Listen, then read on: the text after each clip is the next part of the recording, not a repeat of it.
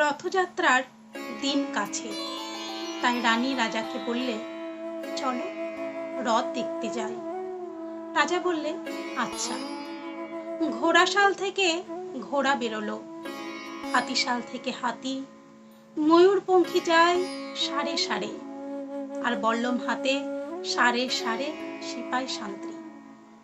দাস দাসী দলে দলে পিছে পিছে চলল, বাকি রইল একজন। রাজবাড়ির ঝাঁটার কাঠি কুড়িয়ে আনা তার কাজ। সর্দার এসে দয়া করে তাকে বললে, ওরে তুই যাবি তো আয়। সে হাত জোর করে বললে, আমার যাওয়া ঘটবে না। রাজার কানে কথা উঠল, সবাই সঙ্গে যায়, কেবল সেই দুঃখীটা যায় না।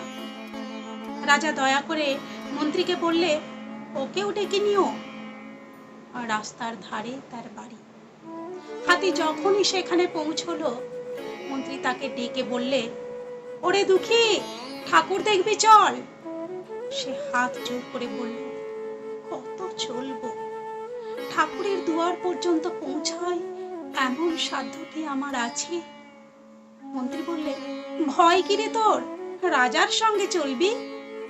সে বললে, সর্বনাশ, রাজার পথ কি আমার পথ? মন্ত্রী বললে, তবে তোর উপায়? তোর ভাগ্যে কি রথযাত্রা দেখা ঘটবে না? সে বললে, ঘটবে বই কি, ঠাকুর তো রথে করে আমার দুয়ারে আসেনি। মন্ত্রী হেসে উঠল, বললে, তোর দুয়ারে রথের চিহ্ন কই?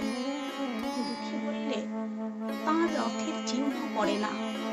মন্ত্রী বললে, কেন বলতো? দুঃখী বললে, তিনি যে আসেন পুষ্পক রথে।